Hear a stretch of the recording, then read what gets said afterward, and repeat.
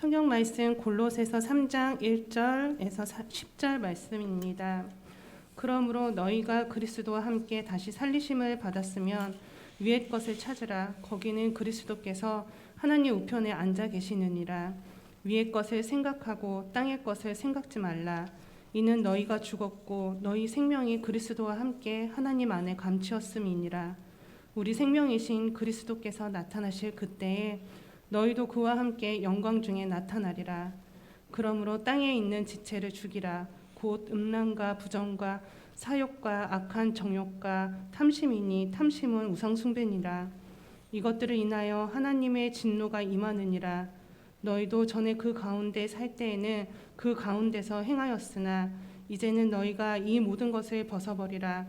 곧 분과 악의와 해방과 너희 입이 부끄러운 말이라. 너희가 서로 거짓말을 말라.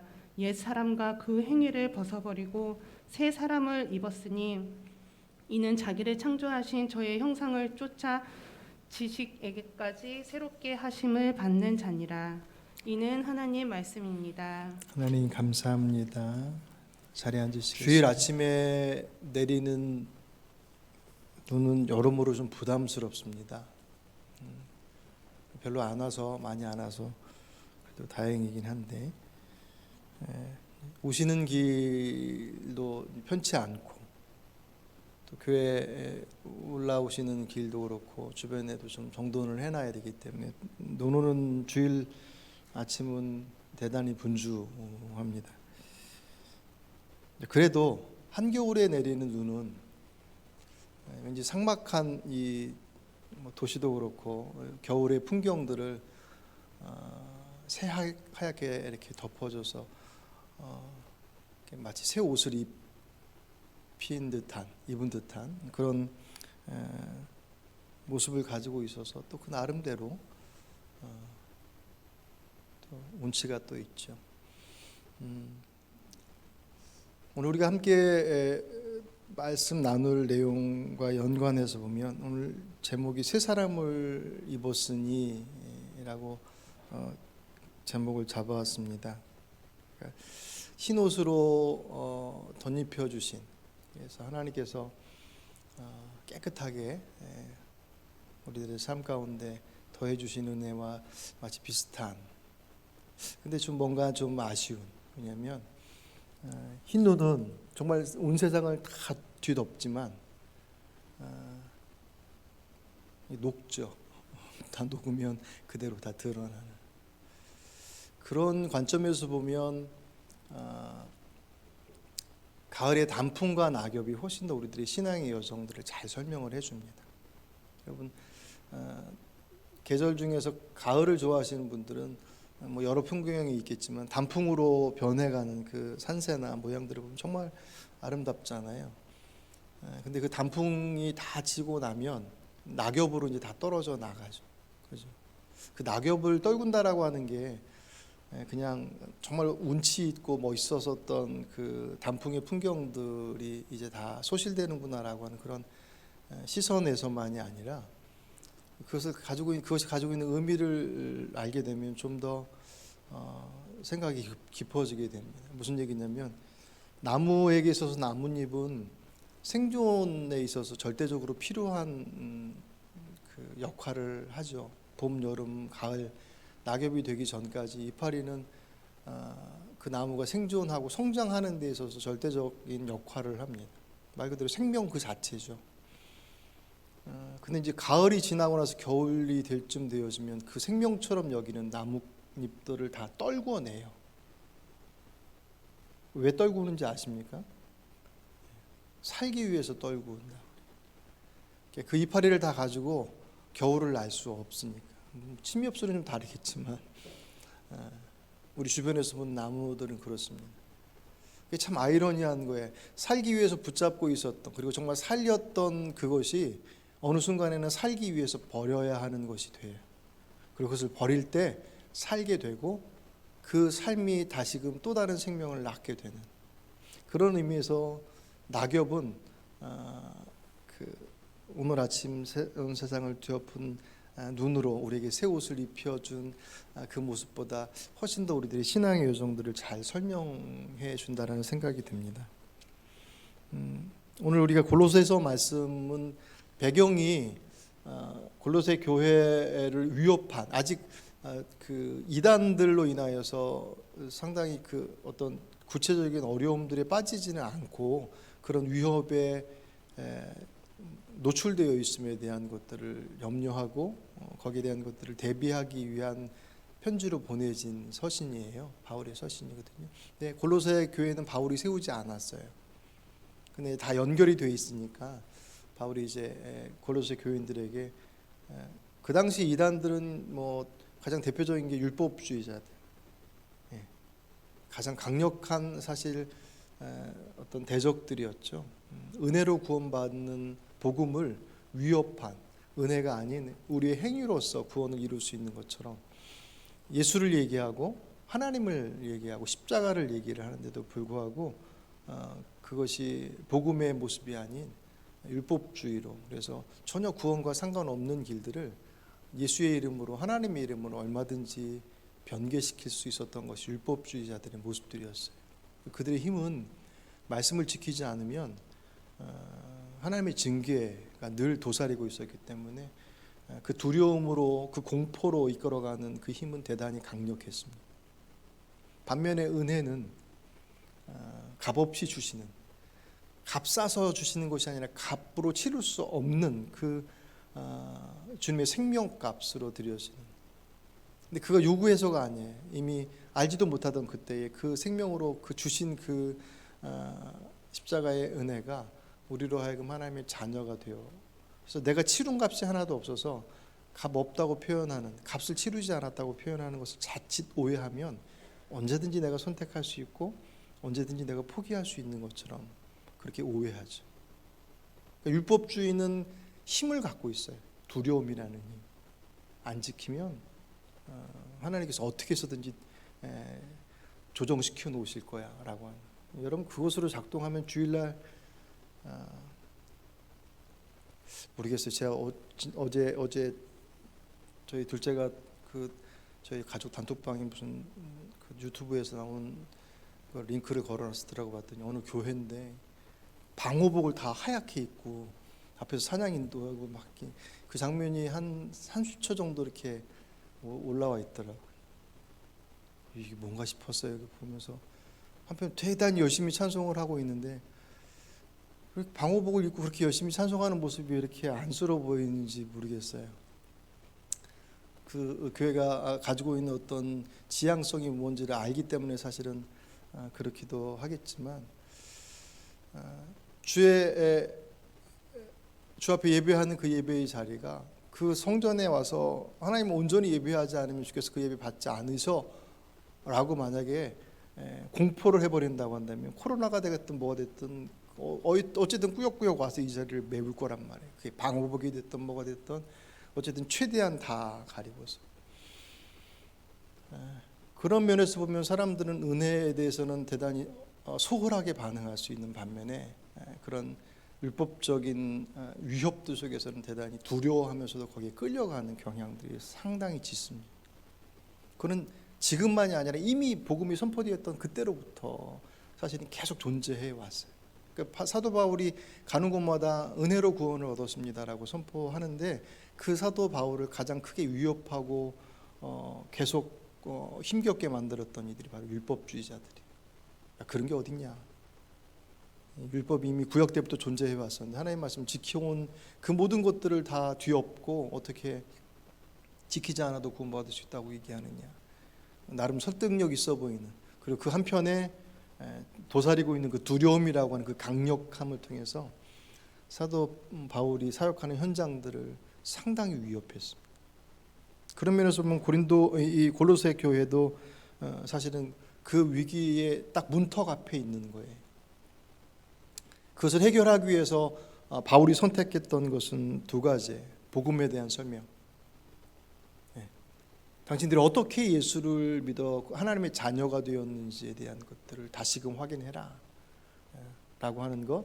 그리고 복음에 대한 설명과 더불어서 그런 그 복음으로 살아가는 삶이 어떤 삶이냐라고 하는 그들의 삶이 항상 동반돼서 적용점들이 계속 얘기가 나와요.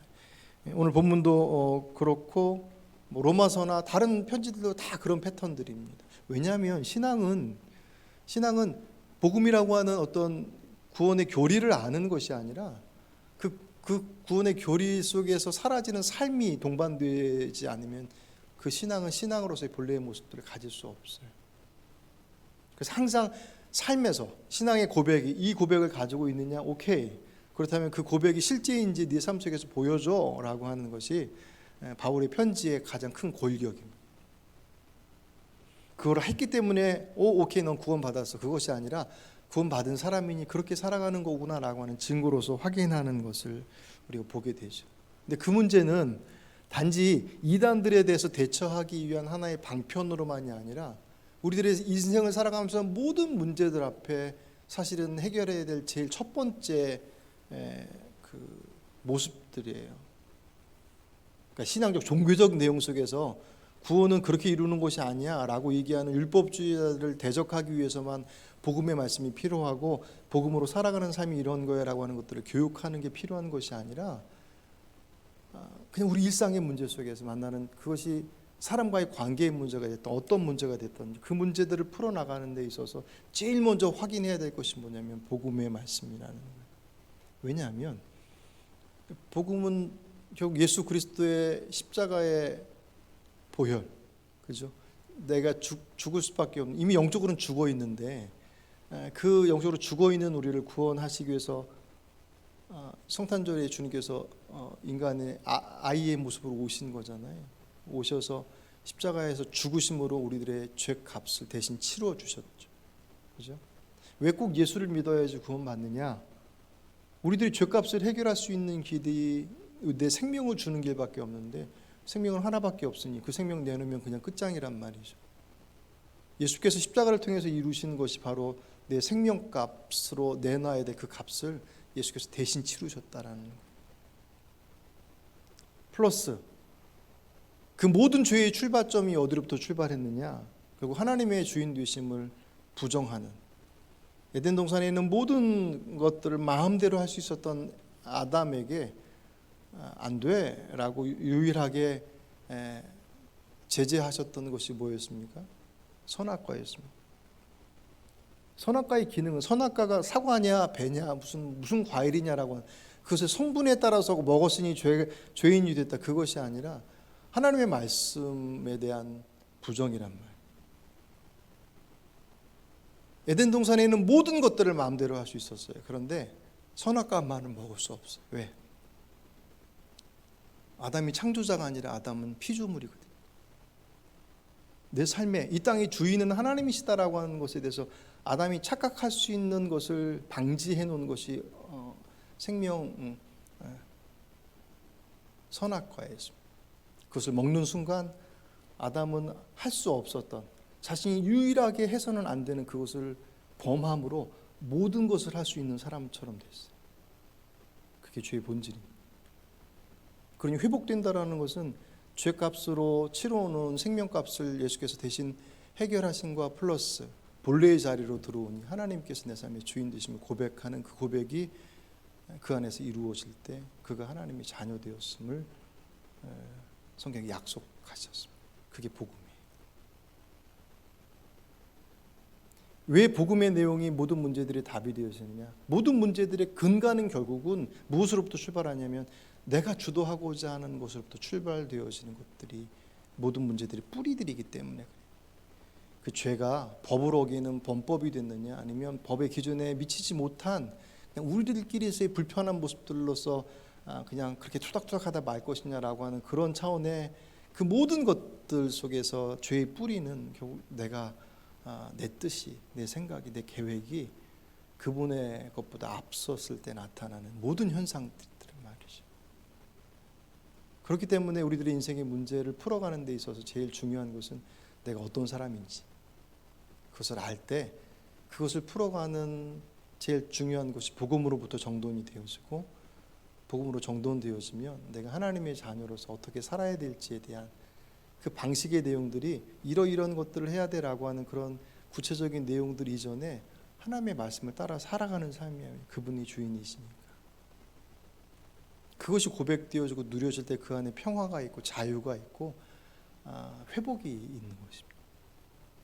우리들이 열심히 뭔가를 이루었기 때문에 이뤄낼 수 있었고 좀 열심히 부족했기 때문에 이루지 못했다라고 하는 것은 그 뿌리를 찾아서 들어가면 잘못 속아서 결국 그 주권이 내게 있는 거예요. 하나님이 아니에요. 골로새 교인들에게 그 설명을 해낸 거예요. 복음이 무엇인지에 대한.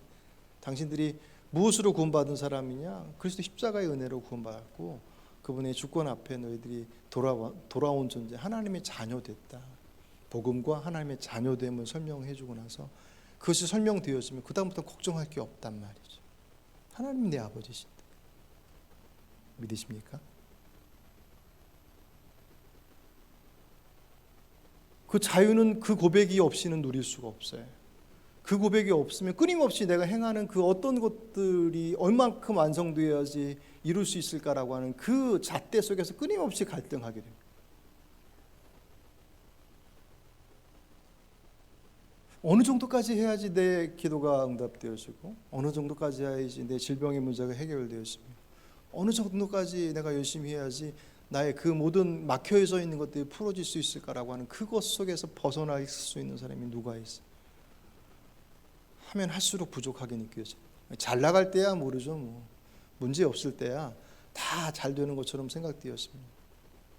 근데 뭔가 하나 딱 막히기 시작하면 그 다음부터는 도저히 내 뜻대로 되는 것이 하나도 없구나라고 하는 것들을 삶 속에서 경험하게 되고 인정할 수밖에 없고 그때 되면 이제 다 뒤죽박죽 되어져 버립니다. 아무리 많은 것을 가지고 있어도 그 삶은 이 땅에서 살고 있음에도 불구하고 지옥과 같은 삶을 얼마든지 살아내게 돼요. 아무리 없어도 그 삶이 하나님의 통치 가운데 살아가는 삶이면 이 땅에서 하나님의 나라를 살아내더란 말이죠. 그것이 우리들 안에서 경험되어야만 합니다. 그것을 잃어버릴 때 이 골로새 교인들이 처해 있었던 위기 상황에 처하는 거예요. 그게 이단으로 도왔기 때문에 그들에 대한 설명일 뿐이지 만약 다른 문제로 다가왔다고 한다면 바울은 거기에 그렇게 설명했을 거예요. 마치 고린도 교회 같은 경우가 대표적이에요. 고린도 교회는 이단이 와서 들쑤신 게 아니라 거긴 자기들끼리 막 난리도 아니었습니다. 파당짓고 성적으로 문란하고 막 온갖 일들이 교회 공동체 안에서 막 이루어지고 있었습니다. 바울이 그것을 바라보면서 도대체 니들이 누군지 아느냐라고 물어요.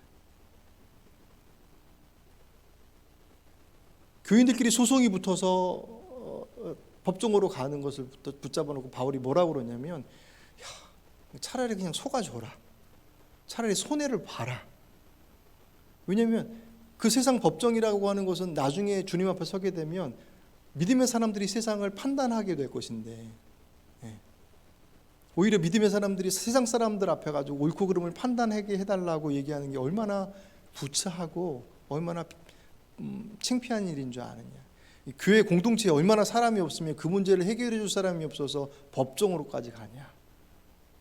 법정으로 간다는 건 대단히 치욕스러운 거다. 차라리 손해를 봐라. 그렇게 바울이 얘기를 해요. 그만큼 그리스도인 됨이라고 하는 것의 가치가 얼마나 소중한지를 바울이 그들에게 이렇게 정말 통렬하게 설명을 합니다. 오늘 본문도 그 줄기에서 얘기가 되고 있는 것입니다. 무엇을 해야 하고 무엇을 하지 말고에 대한 문제들을 설명할 때 그 모든 것들이 복음에 반응하는 그들의 모습들로 설명하는 거예요. 오늘 본문의 1절 말씀 보십시오. 1절 그러므로 너희가 그리스도와 함께 다시 살리심을 받았으면 아멘. 이건 이제 주님의 부활하심과 함께. 근데 이 말씀 이전에 골로새 2장 20절 말씀 보시면 그리스도와 함께 세상에서 죽었다라는 표현이 나와. 2장 20절 너희가 세상의 초등 학문에서 그리스도와 함께 죽었거든 어찌하여서 세상에 사는 것 같이 규례에 순종하느냐. 그러니까 바울이 예수 믿는 사람은 이런 거 하면 안 돼 라고 얘기할 때 그 내용은 뭐냐면 너희들이 예수 믿기 전에 가지고 있었던 주님 몰랐을 때 행했었던 그것들은 이미 주님과 함께 십자가에서 못 박고 죽었는데 왜 여전히 거기서 자꾸 맹기적대고 있느냐. 거기는 눈 돌릴 것도 아니고 거기서 뭐 선한 것이 나올 수도 있는 것이고 거기 돌아도 보지 말아라 라고 얘기를 해요. 2장 20절에서 그 얘기를 합니다. 그리고 방금 읽어드렸던 3장 1절에서 그러므로 너희가 그리스도와 함께 다시 살리심을 받았으면 이제 옛사람은 죽고 새 사람으로 하나님의 자녀가 됐어요. 그러면 하나님의 자녀로서 살아가는 삶의 모습들이 있단 말이죠. 그걸 했으니까 너는 구원받았어가 아니라 하나님의 백성이기 때문에 그렇게 살아가는 거야 라고 하는 그들의 삶의 모습들을 그들에게 요청하는 것이죠. 하지 않고 하고 이 두 가지의 내용이 완벽하기 때문에 오케이 하나님의 백성이야 라고 인정받는 것이 아니라 하나님의 백성이니 그물에서 노는 거 아니야. 하나님의 백성이니 인물에서 노는 거야. 그 설명에 우리들의 하지 말아야 할 것과 할 것에 대한 내용들이 구체적인 내용으로 드러나는 것입니다. 그리고 나서 나중에 4절 말씀 보시면 뭐라고 얘기하냐면 우리가 생명이신 그리스도께서 나타나실 그때에 너희도 그와 함께 영광 중에 나타나리라 하면 이건 나중에 주님 재림하셔서 완성되어지는 그때를 얘기하는 거예요. 그러니까 이 구절 안에 바울이 복음의 내용을 그대로 다 설명해요. 옛사람과 함께 십자가에 못 박혀 죽었잖아. 우리 그 유명한 갈라디아서 2장 20절 말씀 여러분들 기억하십니까? 내가 그리스도와 함께 십자가에 못 박혀 죽었나니 그때 나는 주님 알기 전에 옛사람이에요. 내 마음대로 살던 여전히 죄의 구렁텅이 속에서 그것도 별 문제 없이 잘 살고 있다라고 스스로 위안하고 서로 위안하며 살아왔던 그 삶의 자락들을 주님 만나고 보니 죽음의 길이었더라는 거죠. 그걸 알고서 십자가에 못 박아 함께 죽었어요. 이제 내가 사는 것은 내가 사는 것이 아니오 오직 내 안에 그리스도께서 사시는 것이라. 이제 그분이 내 삶의 주인 되셨으니 그 뜻을 따라서 그 말씀 따라 살아가는 것이 무슨 종교인을 만들고 선교사를 만들고 목사를 만드는 것이 아니라 이 땅에 사람다운 삶을 살아가게끔 우리에게 있어서 사람을 보는 눈을 열어주죠. 세상은 사람이 있는 것을 가지고 판단하잖아요. 똑같은 사람이 좋은 차 타고 호텔에 갔다 차 대는 것과 저 경차 타고 차 갖다 대는 것과 사람들이 반응하는 것은 그 사람의 모습이 아닌 그 사람이 뭘 타고 왔느냐, 무엇을 입었느냐, 무엇을 걸쳤느냐를 가지고 그 사람의 가치와 그 사람의 존재를 판단하는 그 가치를 주님께서 바꿔주시는 사람을 사람으로 존중할 줄 아는 예수를 잘 믿는다라는 것이 우리 안에서 신앙적 역할들을 충실히 하는 것, 오케이, 그것이 세상 속에서 어떻게 확인될 것이냐라고 할 때 사람을 사람대로 바라볼 줄 아는 눈을 가지고 있는 것 아니겠습니까? 그것이 세상으로 말하면 빛이 되어지는 것이고 소금이 되는 것입니다. 바울이 그 얘기를 하면서 그러므로 너희가 그리스도 안에서 다시 살리심을 받았으면 하나님 믿는 구원받은 백성이니까 어떻게 해야 된다? 위의 것을 찾으라. 거기는 그리스도께서 하나님 우편에 앉아 계시니라. 위의 것을 생각하고 땅의 것을 생각하지 말아라. 여기 위의 것을 찾으라라고 하는 그 찾다라고 하는 단어가 추구하다라는 거예요. 왜냐하면 우리의 신분은 하나님의 자녀가 되었지만 우리의 몸은 여전히 이 땅에서 살아가고 있기 때문에 여전히 내 안에서 막 끓어오르는 내 신분은 십자가에 못 박아서 하나님의 자녀로서 완성되었어요. 그런데 내 안에는 여전히 이전에 이 수십 년 동안 살아오면서 나를 주장하고 있었던 내 습관, 내 성격, 내 그 살아왔던 방식, 그 모든 것들이 여전히 내 안에서 막 꾸물꾸물 올라와요. 바울은 그거 네 거 아니다라고 얘기해요. 그건 이미 죽었다. 거기에 죽은 사람처럼 반응해. 죽은 사람은 어떻게 반응하지 않습니다. 무덤 공동묘지에 가서 뭐 무슨 욕을 하든 공동묘지에서 뚫고 올라오지 않아요. 다 죽었어. 죽었다라는 것은 바로 그렇게 누가 나에게 뭐라 하든 거기에 반응하지 않아요. 난 그것에 이미 죽은 사람이기 때문에. 그것을 내 안에서 못 박아 올라오는 것은 난 그런 사람이 아니야. 내가 하나님의 사람이야 라고 하는 것에 대해서 내가 고백하며 그것이 감정이 됐던 내 방식이 됐던 그 모습들을 못 받고, 그래서 그 표현을 뭐라고 그랬습니까? 땅에 있는 것을 생각하지 말고 위에 있는 것을 생각하라. 우리가 가지고 있는 이 정체성이 두 가지를 함께 가지고 있기 때문에 그래요. 신분은 하나님의 백성이고 우리의 육신은 이 땅에 살고 있기 때문에 그 모습들을 어떻게 이루어가느냐가 신앙의 여정들입니다. 오늘 바울은 그런 면에 있어서 버릴 것과 입을 것을 설명을 하는데 오늘 5절을 잠깐 보실까요? 5절. 그러므로 땅에 있는 지체를 죽이라.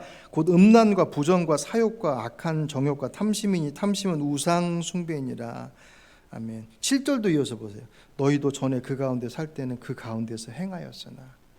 주님 모를 때는 그들이 음란과 부정과 사욕과 악한 정욕과 탐심으로 살아왔어요. 주님 몰랐으니까. 그렇게 사는 것이 행복한 삶이라고 생각했고 서로가 행복한 삶이라고 네 마음대로 마음 가는 대로 살아. 요새 그런 이슈 많잖아요. 네 마음대로 인생 뭐 있어? 길지도 않은 인생 마음대로 가는 대로 사는 거지. 그것이 정말 행복한 삶인 것처럼 얘기하지만 마음 가는 대로 선택해서 그 끝이 좋은 사람이 있겠습니까?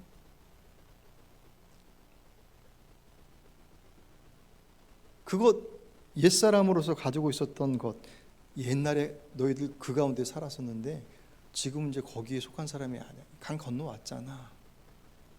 그래서 그것을 죽이라고 표현합니다. 나는 이미 거기 죽은 사람이에요. 그런데 내 몸은 아직 그것에 대한 기억을 가지고 있어요. 올라오면 마치 여러분 옛날 게임기 두더지 게임이라고 하시죠. 올라오면 망치로 뚝 때려서 들어가는 것처럼 내 안에 불쑥 올라오면 툭 쳐서 내려가라. 내게 속한 것 아니라. 그런 의미에서 부정적인 것들에 대한 부분들을 음란, 부정, 사욕, 악한 정욕은 특별히 성적인 것에 관련된 것들이. 탐심, 말할 것도 없이 결국 이 5가지의 내용은 자기 만족, 자기 중심성이. 내가 내 마음대로 하고자 내 삶의 주인이 그분이신 것을 부정하며 올라오는 감정과 모든 상황들에 대해서 노라고 분명히 말해야 된다라고 얘기합니다. 그것이 그렇게 해야지 구원받은 것이 아니라 구원받은 백성이니까 그건 노라고 하는 거야 라고 설명하죠. 그리고 그것은 더 나아가서 무엇으로 연장되어지면 8절 9절을 보시면 나 혼자가 아니라 관계로 확장되었어요. 이제는 너희가 이 모든 것을 벗어버리라. 곧 분함과 노여움과 악의와 비방과 너희 입에 부끄러운 말이라. 너희가 서로 거짓말을 하지 말아라. 옛사람과 그 행위를 벗어버리고. 아멘. 벗어버리라고 표현하는 그 내용들은 다 나 혼자서 그러고 마는 것이 아니라 분함, 노여움, 악의, 비방, 부끄러운 말, 거짓은 다 관계성 속에서 나타나는 것들이에요. 그 하나님께서 내 삶을 이끌어 가시는 분으로서 합당치 못한 것들이다. 그거 다 벗어버리라는 것은 던지라라는 뜻이에요. 치워버려라, 제거하라. 그래야지 구원받기 때문에 아니요. 구원받은 백성이니 그것은 쳐다도 보지 말아라. 올라올 수 있다는 거예요. 왜? 내 몸이 여전히 이곳에 있기 때문에. 내 살아온 여정이 굴곡이 심했어요. 그런 편자들이 사실 많습니다.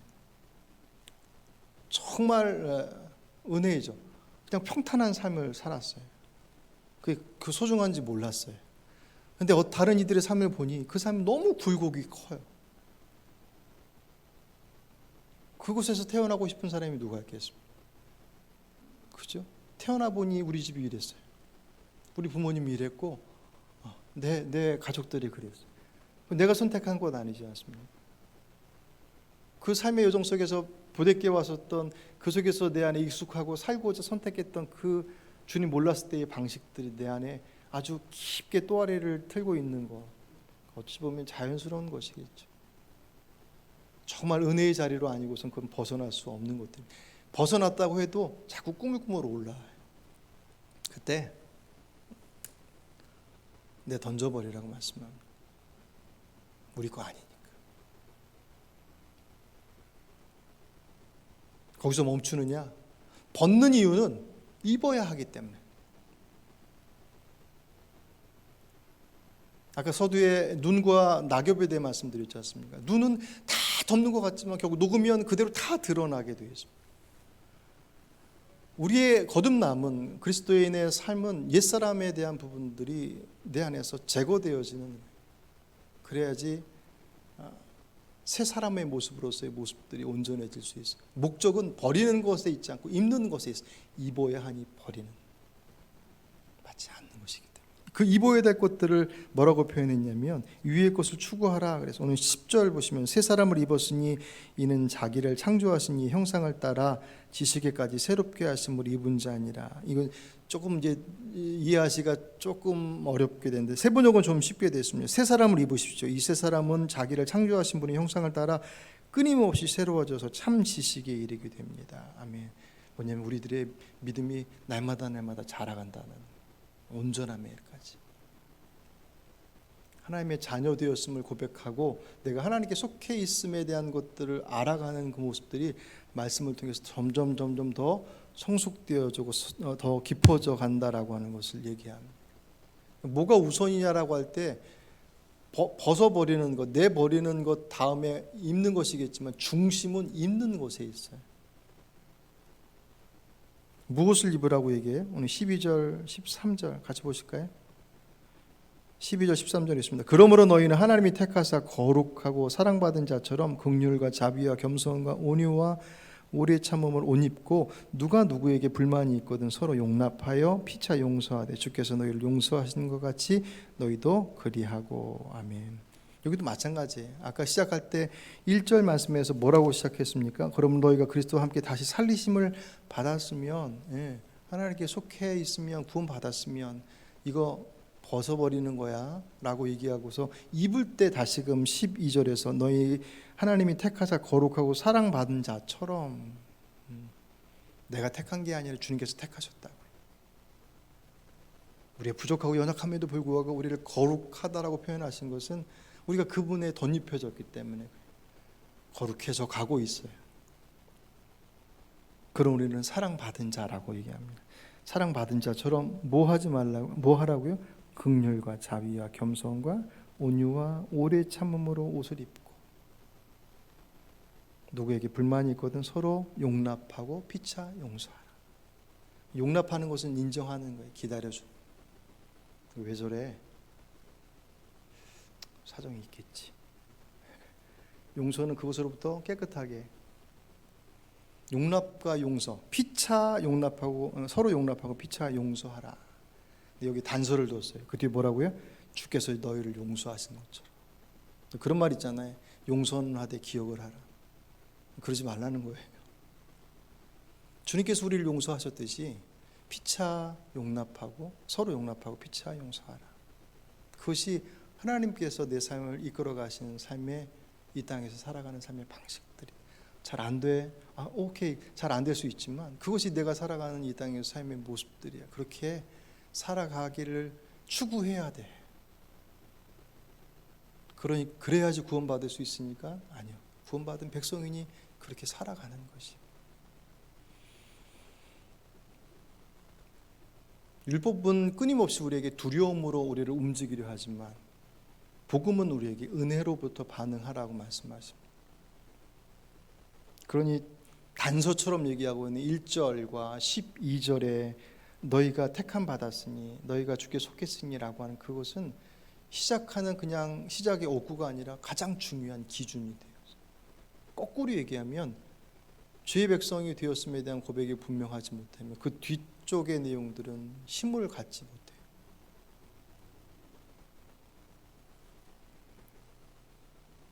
그 모든 것 위에 사랑을 더하면 그 띠가 견고해질 것이다. 그 모습들을 그 뒤에 15절부터 두 가지로 설명해요. 그리스도의 평강이 너희 안에 주장하게 함으로 인해서 평화의 사람이 되고, 그리고 16절부터 17절 말씀 보시면 감사의 사람이 되라고 말씀하십니다. 제 말씀 안에서 그것이 이 땅에 그리스도인으로 살아가는 그 삶의 흔적들로서 반드시 보여져야 하는, 왜? 그분께서 인도하시는 삶을 살아가는 삶이기 때문에. 다시금 말씀드리지만 이것은 종교적인 영역들 속에서 신앙인들을 발굴하고 육성하기 위한 의미로서가 아니라 이 땅을 사람다운 사람으로서 살아가기 위해 주신 주님의 말씀임을 반드시 기억하십시오. 여러분들 어떤 문제 앞에 봉착해 있던 그 문제를 풀어가는데 제일 첫 번째 자리를 내가 누구냐라고 하는, 여러분 누구십니까? 여러분의 가정에서의 역할들이 있죠. 엄마는 엄마의, 아빠는 아빠의. 뭐 각 포지션들 속에서 역할이 있지 않습니까? 그 역할, 그리고 내가 내 아이들의 부모인데라고 하는 그 부모라고 하는 그 역할에 대한 부분들, 그것이 그 삶을 규정하잖아요.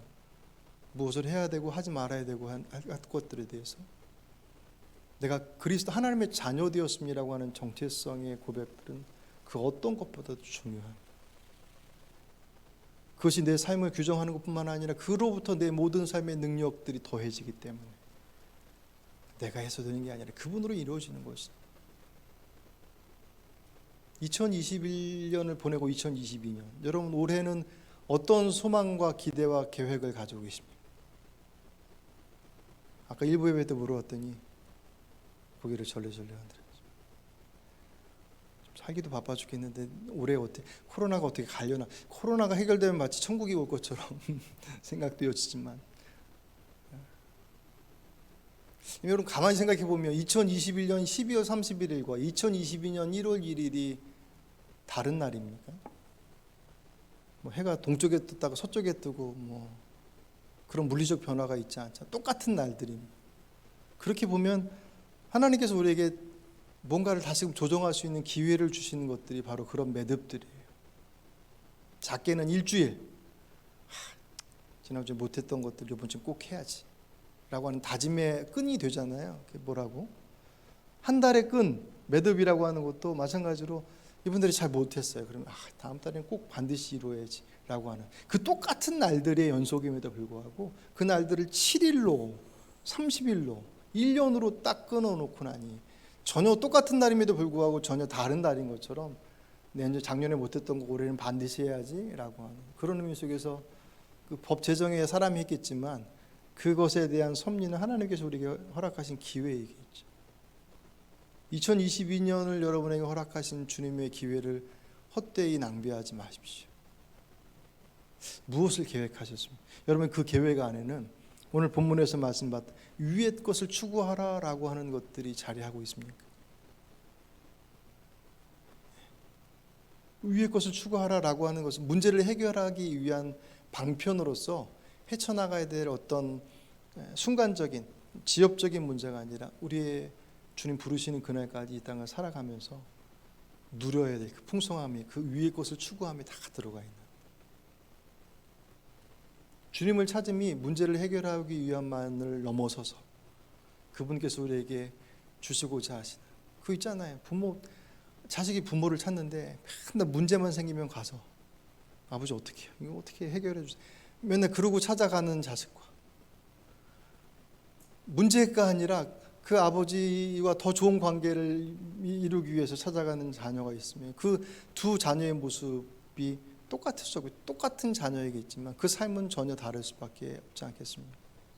저 여러분이 하나님을 나의 아버지로 고백하고 있는데 내가 그분을 찾는 이유가 늘 고민과 근심 속에서 그때도 안 찾아서 문제이기도 하지만 그럼 꼭 찾으십시오. 사인인데 도저히 할 수 없다고 판단되어지면 백방으로 쫓아다니기 이전에 그분 앞에 서시는 게 하나님을 모르는 사람이야 못 쓰지만 알고 있다면 그분 앞에 서는 것은 선택의 문제일 수 없죠. 그게 가장 빠른 길입니다. 하지만 그때만 주님을 찾지 마십시오. 주님께서 우리에게 문제의 해결자로 오신 것이 아니라 그분 우리에게 생명과 우리를 풍성하게 하시려고 오신 분이십니다.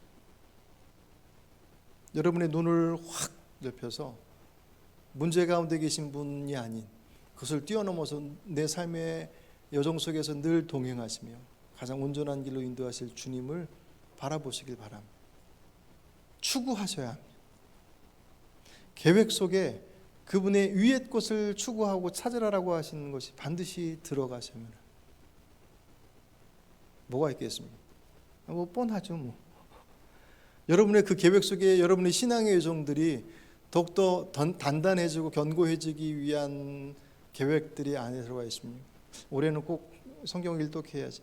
그 늘상 있는 것이겠지만 그 일독이라고 하는 그것이 단지 그냥 읽어 제끼는 그런 독파가 아니라 그 말씀 속에서 하나님의 길을 찾아야지라고 하는 그 중심으로 그 말씀을 바라볼 때 그는 위의 것을 찾는 첫 번째 모습일 것입니다. 이 세상 살아가면서 살 길을 알면서 살아가는 삶이 얼마나 되죠? 아는 것처럼 생각할 뿐이지. 알고 있다고 착각하는 것뿐이지. 지나고 나서 보니 그거 아니더라는 걸 그제서야 고백하게 됐던 것을 얼마나 더 많이 경험해야 되겠습니까? 가장 좋은 길로 인도하시는 주님을 고백하는데 정작 그분 앞에 묻질 않아요. 자꾸 다른 이들에게만 붙잡고 어떻게 해야 되겠냐고, 뭐가 좋겠냐고. 내 아이를 보내시는 그분은 그분이신데 내 아이의 인생의 경로를 그분이 아닌 다른 이에게 가서 컨설팅을 받아요. 물론 필요하기도 하겠죠. 하지만 그 영혼의 주인이신 그분 앞에 서지 않고서 그 아이의 인생의 바른 길들을 찾을 수 있겠습니까? 그 부모도 못 찾아주는데 누가 남의 자식의 인생의 온전한 길을. 목사는 찾으려고 애를 쓸 수는 있어요. 하지만 2022년 이 한 해의 시작점입니다. 여러분의 안에서 아직 그 삶의 계획들에 대한 부분들이 없다고 한다면 시간들을 내셔서 정돈해 보십시오. 여러분의 지난 시간이 똑같이 반복되지 않으려면 그 삶을 정돈해야만 하는 과정들이 반드시 필요합니다. 그 추구함과 정돈함에 위의 것을 찾으라라고 말씀하신 그것에 합당한 내용들을 반드시 찾아내십시오. 만들어주십시오. 그것이 기도가 자리가 됐던 예배의 자리가 됐던 어떤 모습이 됐든 여러분들에게 허락되어지는 환경 속에서 그분을 구할 때 그분과 연결된다라고 하는 것만으로도 우리에게 부어주시고자 하시는 이 땅에서의 하나님의 나라의 삶이 넉넉히 경험될 수 있다라고 하는 것들을 믿으시고 그 삶을 살아내시는 저 여러분의 삶이 되시길 주의 이름으로 축복합니다.